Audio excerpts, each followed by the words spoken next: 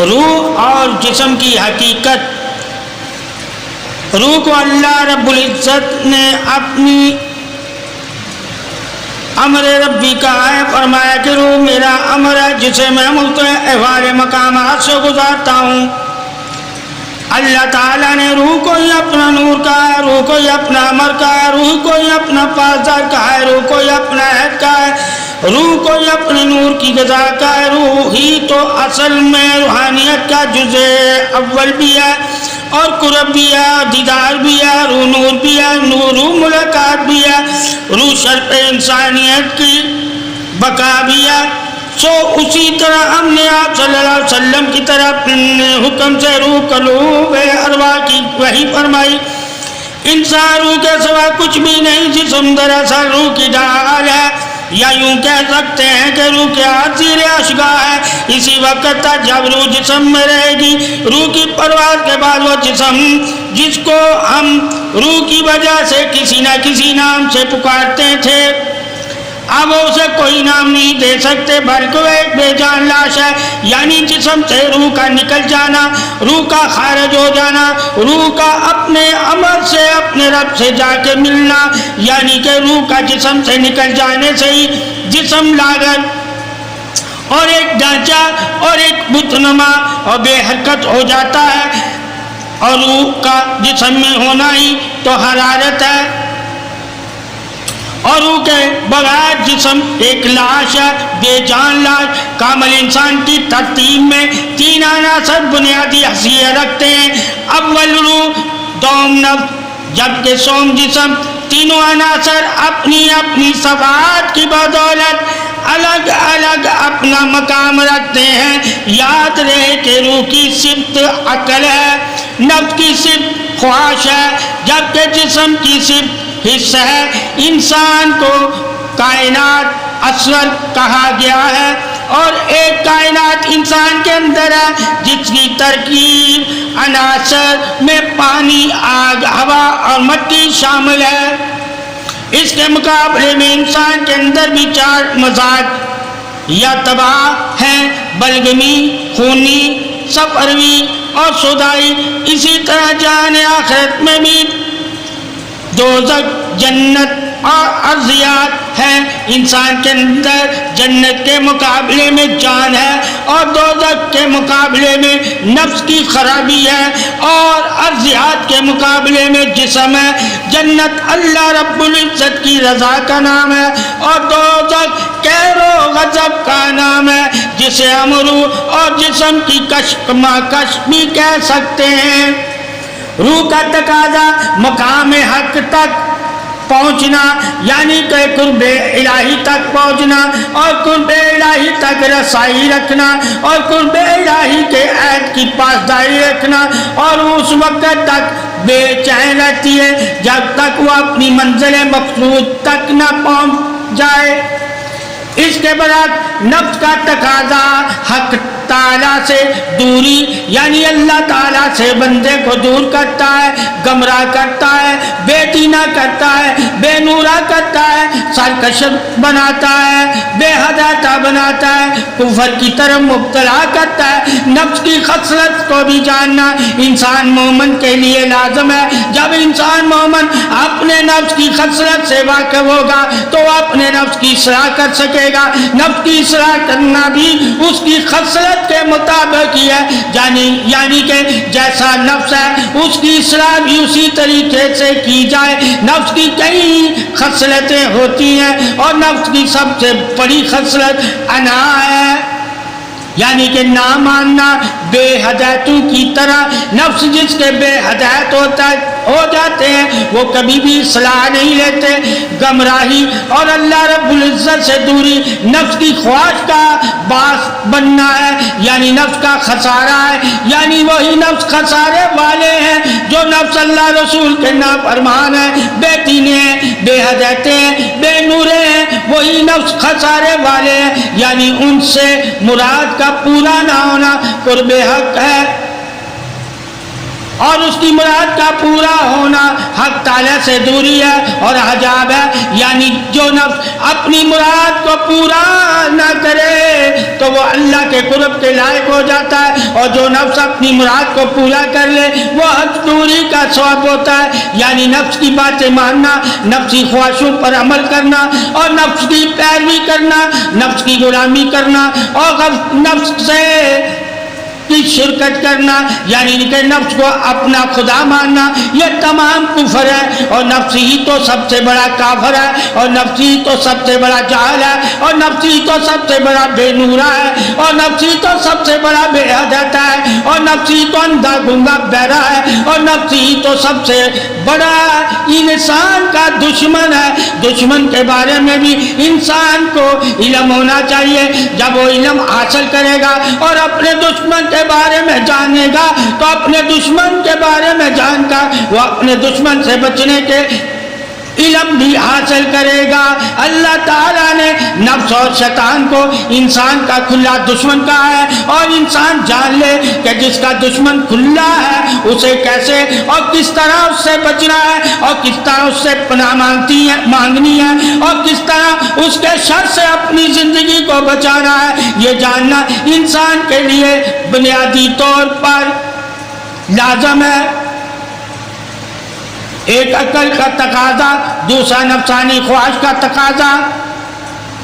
عقل کے تقاضے کے ذریعے ایمان اور نور کی روشنی تک پہنچتا ہے انسان. جب انسانی خواہشات کا تقاضا پورا کرنے کے لیے اسے گمراہی کے راستوں سے گزرنا پڑتا ہے جو اس کے لیے خسارے کا باعث بنتا ہے. اس سے ظاہر ہوا کہ ہوائے ہوس کی پیروی باعث حجاب گمراہی ہے میں مزین ہے. جو انسان اللہ کے حکم کی نافرمانی کرتا ہے اور اپنے نفس کی خواہشوں کی پیروی کرنے لگ جاتا ہے وہ گمراہ ہو جاتا ہے اور نور سے بے نورا ہو جاتا ہے، اور اس سے مخالف انسان کی کامیابی کامرانی سرخروئے سے مزین ہے.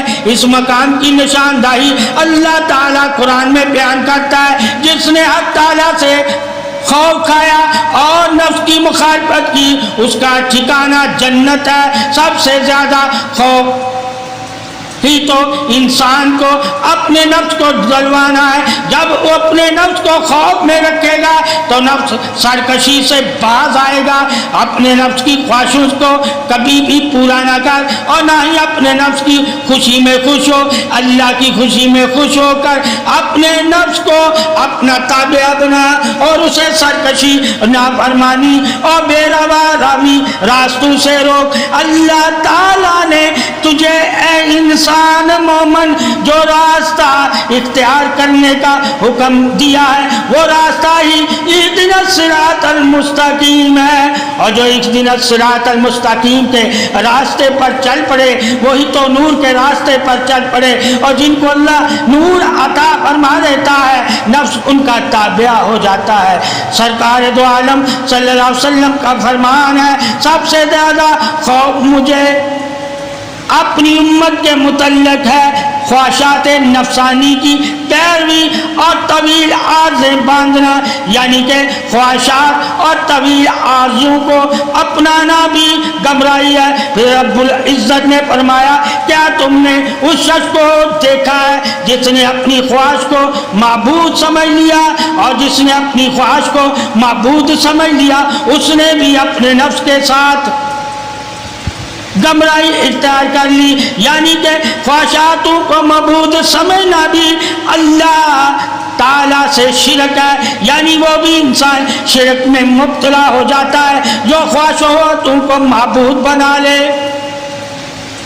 اور کبھی بھی انسان اپنی خواہشاتوں کو نہ اپنا اور نہ انہیں معبود بنا اور نہ اپنی خواہشوں کے پیچھے چل اور نہ خواہشوں کا ہو اور نہ خواہشیں اپنا کے اپنے آپ کو جہنم کی والی زندگی کی طرف لے کر جا.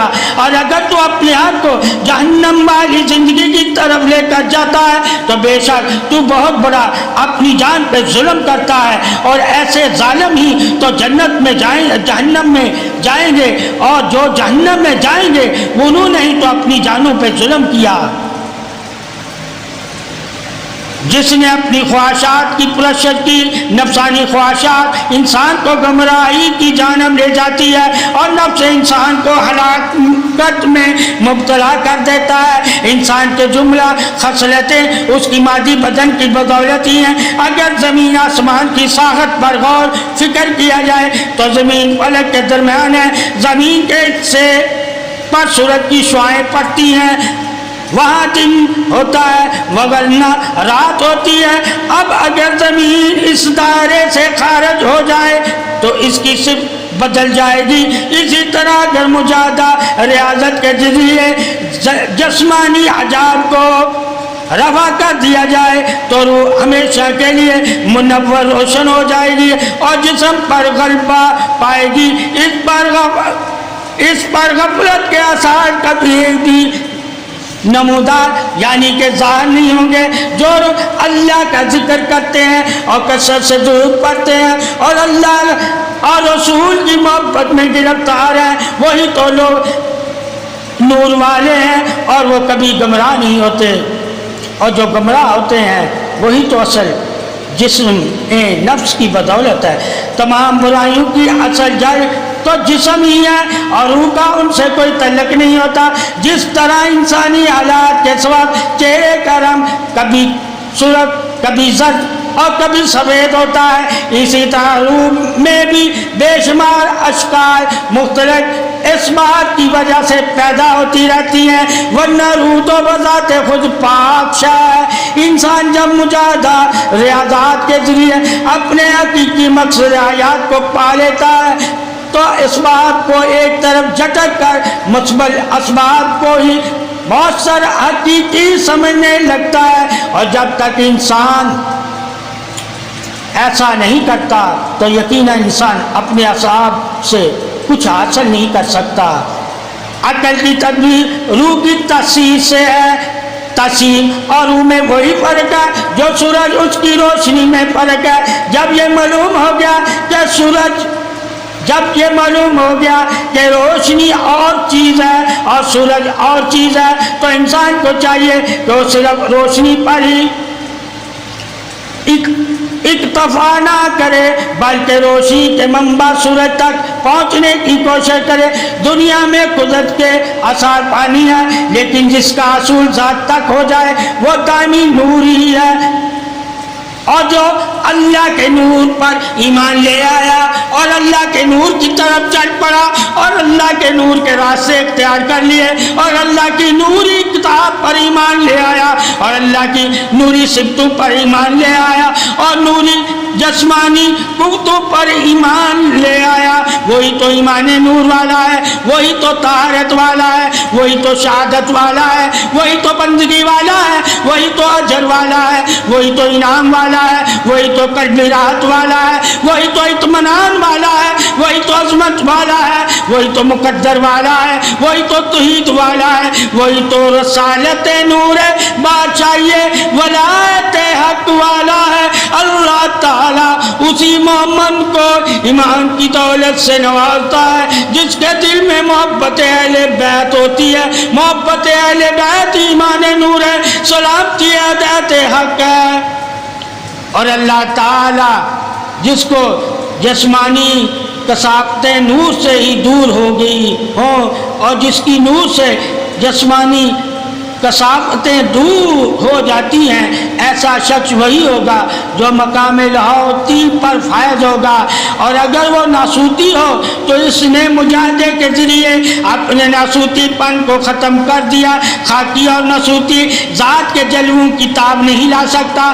اور جان لو اگر سورج زمین پر ہمیشہ چمکتا رہے تو زمین اسے برداشت نہیں کر پائے گی اور زمین اپنی ساکھ میں کوئی چیز اگا نہیں پائے گی۔ اس کے مقابلے میں مچھی کی مثال لیں تو آبی ہے اور وہ دائمی طور پر پانی کو برداشت کر لیتی ہے، جبکہ سام خشکی کی چیز ہے، اس لیے وہ ہمیشہ سمندر میں نہیں رہ سکتا۔ اسی طرح لاہوتی اور ناسوتی کو سمجھنا ضروری ہے۔ کبھی ناسوتی مکار لاہوتی بننے کی کوشش کرتا ہے تو بحر وحدت کو رسوا اگر دیتا ہے اسی طرح ایسے ہی لاہوتی انسان بھی ہوتے ہیں جو نہ سوتیوں کو لاہوتی بنا دیتے ہیں. اگر تم نہ سوتی ہو تو لاہوتیوں کی صحبت اختیار کرو کہ وہ تمہیں بحر وحدت میں تیرنا سکھائیں گے. اور یہ وہی اولیاء اللہ ہوتے ہیں جنہیں انعام یافتہ کہا گیا ہے. یہ انعام یافتہ اللہ رب العزت کے برگزیدہ بندے ہیں. ناممکن باتوں کو بھی اپنے تصرفات کے ذریعے ممکن بنا دیتے ہیں. ان کی صحبت میں نفس اور جسم کا پجاری انسان روح کے غلبے میں آ جاتا ہے اور پھر وہ نفس کو روح کے تابع کر دیتا ہے. پھر وہ نفس روح کے سواری بن جاتا ہے اور روح اپنی سواری کو مقام ناسوت سے اٹھا کر مقام لاہوت اور مقام حوت سے ہوتا ہوا مقام جبروت تک سیر کراتی ہے. یعنی روح نفس کو مغلوب کر دیتی ہے اور پھر وہ نفس مطمئنہ اور پھر ترقی کرتا ہوا رضائیہ مرضیہ کے مقام پر آ جاتا ہے اور پھر قرآن پاک کی اس آیت کریمہ کا مصداق بن جاتا ہے. بے شک وہی بامراد ہوا جو نفس کی آفتوں اور گناہوں آلودیوں سے پاک ہو گیا. اور پھر ایک مقام پر ایسے پاکیزہ نفس کے بارے میں اللہ رب العزت فرماتا ہے اے نفس مطمئنہ اپنے رب کی طرف رضائیہ مرضیہ کی حالتوں میں لوٹا. پھر تم میرے کامل بندوں میں داخل ہو جا اور میری اعلیٰ جنت میں بسیرا کر لے. اب آجی میرے بندوں میں داخل ہونے کا حکم نفس کو شان کاملیت سے سرفراز کر رہا ہے اور جنتی میری جنت میں بسیرا کرنے کا حکم اسے اعلیٰ مقام سے بحریاب کر رہا ہے. جنت الماوا یہ عالم مال کی جنت ہے. جب نفس حضور الہی کی جانب رجوع کرتا ہے تو طریقہ شریعت کا سفر طے کرنے کے بعد یہ جنت نصیب ہوتی ہے. اس کا مقام سدرۃ المنتہا کے پاس ہے جسے میں قرآن نے یوں بیان کیا ہے اور اس کو تو انہوں نے ایک بار اور بھی دیکھا. یعنی سدرۃ المنتہا کے پاس یہ وہ مقام ہے جس کے پاس جنت ماوا ہے. جنت النعیم یہ عالم الملکوت کی جنت ہے جو نفس کو سفر طریقت مکمل کرنے کے بعد نصیب ہوتی ہے. یہ مقام ابرار ہے. ارشاد فرمان باری تعالیٰ ہے بے شک نیک لوگ نعمت کے باغوں میں ہوں گے تختوں پر بیٹھے ہوں گے. اللہ رب العزت کی نعمتوں کا نظارہ کر رہے ہوں گے اور آپ ان کے چہروں پر آسودہ حالی کی شگفتگی پائیں گے اور ان کو سربہر خالص پاکیزہ شراب پلائی جائے گی اور اس پر مشک کی مہر ہوگی. اور یقیناً وہ شراب ہے کہ اس کے لیے حرص کرنے والوں کو چاہیے کہ حرص کریں. جنت الفردوس یہ عالم جبروت کی جنت ہے جو نفس کو سفر معرفت مکمل کرنے کے بعد نصیب ہوتی ہے. بے شک جو لوگ ایمان لائے اور نیک عمل کرتے رہے ان کے لیے فردوس کے باغات کی مہمانی ہوگی. وہ اس میں ہمیشہ رہیں گے. وہاں اسے اپنا ٹھکانہ کبھی بدلنا نہ پڑے گا. القربہ یہ سب جنتوں سے بلند عالم لاہوت کی منزل ہے جو نفس کو سفر حقیقت مکمل کرنے سے نصیب ہوتی ہے. یہ صرف مقربین اہل قرب کو عطا ہوئی ہے. عابدین زاہدین دنیا سے جنت کی طرف سفر کرتے ہیں اور عارفین عاشقین جنت سے قرب کی طرف سفر کرتے ہیں. اس منزل کا اشارہ آیت قرآنی میں یوں ہے ابرار کو جنت نعیم میں پلائے جانے والی شراب طہور میں آب تسنیم کی آمیزش کی گئی ہوگی. تسنیم ایک خاص چشمہ ہے جہاں صرف مقربین شراب قرب پیتے ہیں. یہ تو پینے والے ہی جانتے ہیں کہ یہ چشمہ قرب کیا ہے, یہ چشمہ محبت کیا ہے اور اس کا پینا جاموں کا کیسا ہے. یہ نظروں سے پینا ہے یا یا کہ محبت سے یہ مقام انہی لوگوں کو معلوم ہے، تو تمہیں یہاں وہی کچھ ملے گا جو تمہارے جی چاہیں گے، اور یہاں تک تو پہنچنے والے جنت کی کسی چیز یا نعمت کی طلب نہیں ہوگی، اور جنت کی کسی چیز نعمت کے طلبگار نہیں ہوں گے، صرف اور صرف جلوہ یار اور دیدار کے طالب ہوں گے، اور بار بار اسی جلوہ زیب میں ہر برآمد کی طلب عطا کی جاتی ہو رہے گی۔ ارشاد باری تعالیٰ ہے کہ عالم آخرت میں لوگوں کو 3 طبقات میں تقسیم کر دیا جائے گا، یہ اپنے اپنے حسب حال اعمال دوزخ کے مختلف درجات میں جائیں گے۔ یہ جنتی لوگ ہوں گے، یہ بھی حسب حال اعمال جنت کے مختلف درجات میں جائیں گے، جیسے جنت المأویٰ، جنت النعیم اور جنت الفردوس۔ المقربون یہ اہل قرب ہوں گے جو جنت کے مذکور ہوا بالا درجات بھی پائیں گے، مگر ان سب درجات سے بلند بالا خار مقام قرب سے نوازے جائیں گے، یہ ان کا مقام راحت ہوگا۔ وہ یہ جنت النعیم اور جنت الفردوس ان کی سیر گاہیں ہوں گی، اور مقام قرب ان کا دامی آرام گاہ ہوگا۔ جنت ان کا محل ہوگا اور قربت ان کی سیر گاہ ہوگی۔ باغ جنت میں رہا کریں گے اور باغ قربت میں پھرا کریں گے، کھانا جنت سے کھائیں گے اور میں کھانا قربت سے پئیں گے۔ اسی لیے اہل قرب کے لیے 3 نعمتوں کا اللہ تعالیٰ نے ذکر فرمایا، پس جو اہل قرب میں سے ہوں اس کے لیے سب سے بڑھ کر تو خصوصی روح راحت اور پرقید سرور کا مقام ہوگا۔ مزید یہ ریحان جنت کا سارا رزق حسن اور سبزے اور باغات بھی ہوں گے، اور جنت نعیم بھی اپنے تمام تر آسائشوں کے ساتھ میسر ہوگی۔ اہل قرب کو روح ریحان اور جنت نعیم تینوں نعمتیں بے وقت عطا ہوں گی۔ دراصل حقیقتاً اللہ رب العزت نے وادخلنی جنتی اور میری جنت میں داخل ہو جاؤ کے الفاظ میں اسی آخری مقام یعنی منزل قربت اور راحت کی طرف ہی اشارہ فرمایا ہے۔ روح اور جسم کا باہمی رشتہ، جس طرح روح میں جسم قابض العرش المتولی روحی ارحم کنا فرش متعال جسم ارحم ارواح ہوئی الفت جسم ہے۔ محبت ارواح ظاہر دکھائی نہ دے اور محبت ظاہر باطن اگر گواہی نہ دے تو العین روح قابض ہے جسم، اور اگر جسم ہو مدت توانا پابند ذکر و ذکر حب محمد صلی اللہ علیہ وسلم حب آل رسول صلی اللہ علیہ وسلم، جسم برونق تندرست توانا، پھر روح پابند سراست مبعوث ہے، جسم کے تابع اور جسم مقبول ہے۔ بنا روح کے جسم نہیں اور بنا جسم کے روح نہیں۔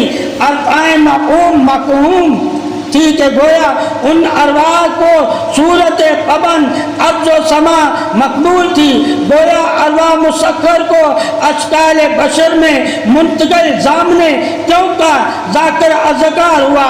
ارواحیں تھی موجود پر بشر ظاہر نہیں، صورت بشر پہنا ہوئے عرصہ بیت چکا پر خلوت شرکین جنبش لب نہیں، حرارت قلب نہیں، محبت تھی ظاہر الفت نہ تھی۔ خاک بشر عیاں تھا جہاں میں جنات کے دور میں اور الفت نہ تھی ظاہر اٹھایا گیا، خاک کو پہچانا گیا عرش معلیٰ تک، خاک کو پہنچایا گیا عرش معلیٰ تھا، خاک فرش تھا عرش پر بولا، الفت سے پردہ اٹھایا، الفت نہ تھی واقعت جسم کی قدر و قیمت سے علنگوائی ہوئی، میرا کچھ کام نہیں اندھیری کوٹھری میں، میں ہوں حکم یہ محبت ہے اور تم الفت زم ہے۔ محبت میں اللہ تعالیٰ نے مومنین کی جانب اور ان کے اعمال وغیرہ سب کچھ خرید لیتا ہے، ان کا اپنا کچھ بھی نہیں رہتا۔ جیسا کہ الفت زم ہے محبت میں، محبت زم نہیں الفت میں، گویا اس کا کال کوٹری میں محبت کی اشکال نمایاں ہوئے تو الفت بے درے شامل محبت حال ہوئی، پھر فرش نے باخوبی سر اٹھایا عرش پر، قلب تلوار خود اللہ رب العزت مسرور معبود ہوا، گواہی دی بشر نے اور روبرو رب کبریا محبت لا زوال ہوئی، اتنا الفت کی بدولت اور فرش شان عرش ہوئی، گویا عرش کا مالک فرش ہی ہوا۔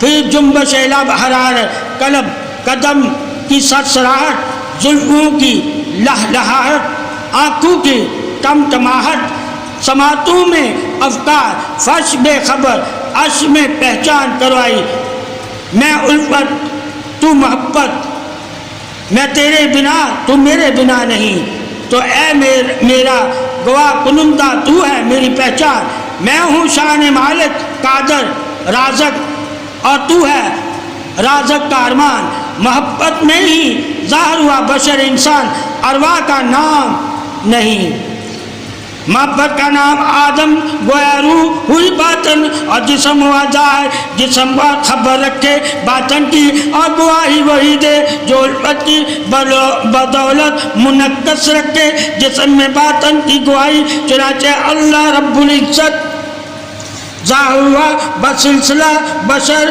بسلسلہ گواہی لب جانا ظاہر ہوا، اللہ رب العزت نے اپنی شان کبریا ظہور مامور پس بشر ظاہر فرمائی، جب محبت سامنے رہا حق بلند، محبتی چاہے الفت پناہ، محبتی بقا، محبتی رضا، محبتی پاسدار، محبتی حسب ادب، محبتی شان کبریا، محبتی پیغام کبریا، محبتی انعام کبریا، محبتی صحبت کبریا، محبتی پہچان کبریا، اور محبتی دیدار نور کبریا، اور محبتی الفت چاہتے مقام عزت پاسدار حکمت، اور محبتی بلندی پاسدار مکین، اور محبتی امین، اور محبتی صفا صلاح، اور محبتی جانے کرم وجود بقا، اور محبتی رضا۔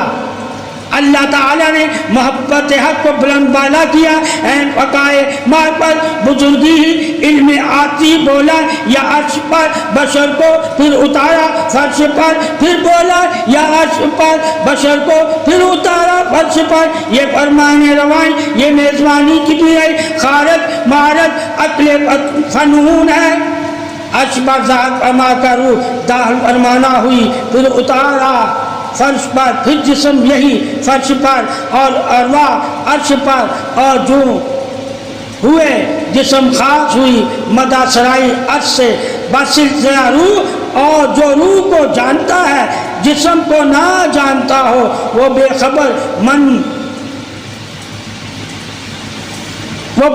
ہے، اور جو بے خبر ہے وہ حرمت محبت کا پاسدار نہیں، حرمت محبت سے بالاتر ہی تو ہے، اور حرمت محبت ہی تو بالاتر ہے، اور حرمت محبت کے قرب میں جمش لب ہے، جسم خاص گواہی عرش جانتا ہے، جسم عرش کی باتیں اول اعلیٰ گواہ، افضل اعلیٰ بشر کاملین، عقل خادم نادم بشر، جنبش انگش ہوا کمر تلاتم کنا بشر، جنبش انگش ہوا فاخر خیبر فخر بشر، استقامت ہوا جبل نم نم یک بستہ قدم پاک، المقام مقام البشر، بشر مقام لاریب، مقام معمود، مقام مسجود، اور مقام مقبول، اور مقام سدرۃ المنتہی، اور مقام روبرو عرش الہی خادمی، کل جنت الحورین محمان بشر کن، میزبان رب الہی مہمان آمد، مسکان مسکراہٹ، میزبان افکار، سرخرو استقلال استقبال، خندہ پیشانی خوش آمدید، ماں ربی گویا لمحہ خوشی کے انتہا نہ ہوئی، جب ایک محمد جہان پانی سے کوچ کرتا ہو، روبروئے مولا ہو، انسان اگر اپنی محبت اور الفت کو جان جائے تو اپنی تمام اساسات عشرت عیش و عشرت کے تمام اسباب غیر ضروری جان کا سرور کونین صلی اللہ علیہ وآلہ وسلم، مال کے خالق، مقام الجنہ، مال کے صراط المنتہی، مال کے مقام معبود، مال کے مقام عرش مولا کے حضور لمحہ بر لمحہ سجدہ ریز رہے، یعنی انسان کی ابتدا کہاں سے اور انتہا کہاں تک۔ اللہ تعالیٰ نے محمد صلی اللہ علیہ وسلم کو شب معراج عالم مقام کے سب سے اونچے مقام تھے، یعنی عالم خلق کی انتہا پر تھے۔ آپ صلی اللہ علیہ وسلم کو اللہ تعالیٰ نے معراج میں وہ مقام عطا فرمایا جو پہلے کسی بھی بشر یعنی کہ کسی بھی نبی کو عطا نہیں تھا۔ یہ عطائے بخشش انعام محبت نور پاسداری سلام ہدایت گواہی نور ہی تو ہے، نور سے نور کا معراج ہی تو معراج ہے، یعنی کہ نور قرب میں نور ہو جانا ہی تو نور سلامتی ہدایت ہے۔ اللہ تعالیٰ بندے کو جب اپنا قرب عطا فرماتا ہے تو پھر بندے کو بھی وہ اپنا نور عطا فرماتا ہے۔ بغیر بندہ اللہ کے نور سے اللہ کے قرب والا نہیں ہو سکتا۔ قرب بھی معرفت یقین کامل نور وجود سینہ پیوست قلب روشن اطمینان ہے۔ اللہ نے مومن کو نور ہی تو اطمینان کے لیے دیا ہے، یعنی کہ جس انسان مومن کو اللہ نور عطا فرما دیتا ہے اسے ہی تو معراج کی سعادت عطا فرما دیتا ہے۔ گمان نور قرب وجود بادشاہی یقین توحید بعد ہی تو سلامتی نور ہے۔ اللہ تعالیٰ نے مومن کے لیے سلامتی ہی تو نور میں رکھی ہوئی ہے، رحمت ہی تو نور میں رکھی ہوئی ہے، ایمان دولت بھی تو نور میں رکھی ہوئی ہے، توحید بھی تو نور میں رکھی ہوئی ہے، رسالت بھی تو نور میں رکھی ہوئی ہے، ولایت بھی تو نور میں رکھی ہوئی ہے، اور مومن کے ایمان کی پاسداری بھی تو نور میں رکھی ہوئی ہے۔ اے انسان تو جان لے کہ تیری مٹی کا وجود تیرے کام نہیں آئے گا جب تو یہ جان جائے گا کہ یہ جو وجود ہے میرا آگ اور مٹی ہوا اور پانی سے بنا ہوا، یہ تو میرے لیے آخرت میں کوئی نفع نہیں رکھتا۔ نفع ہی تو آخرت میں ایمان کا نور رکھتا ہے۔ اگر میری مٹی میں ایمان کے نور کی یعنی کہ روح ایمان والی ہوگی اور نور والی ہوگی اور میرا قلب ایمان کے نور سے روشن ہو جائے گا اور نور میرا گواہ بن جائے گا، تو اللہ تعالیٰ اس گواہی کی بدولتی تو مجھے ایمان سلامتی توحید بادشاہی تعریف عظمت وحدت عطا فرمائے گا۔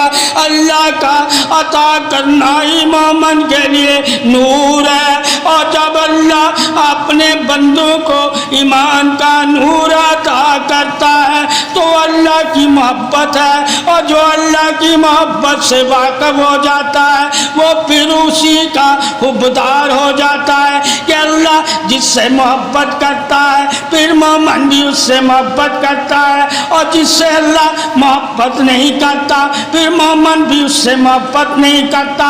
اے مومن، اللہ نے اپنے بندے اور اپنے بندوں کے بارے میں تجھے ایمان نور سلامتی ہدایت حق دے کر حق بتا دیا ہے کہ جن کے قلبوں میں ایمان کا نور ہوتا ہے وہی تو محبت علی والا ہوتا ہے۔ اور علی کی محبت ہی تو ایمان نور ہے، دلیل سلامتی ہے، راحت جسم و جان ہے، اور اللہ تعالیٰ اسی سے محبت کرتا ہے جو محمد صلی اللہ علیہ وسلم اور محمد صلی اللہ علیہ وسلم کی آل سے محبت کرتے ہیں، اور محبت ہی نور گواہی ہے، ہدایت حق ہے۔ اللہ تعالیٰ انہی دلوں کو میں ہدایت کا نور رکھتا ہے جو دل آل محمد کی محبت کے پاسدار ہوتے ہیں۔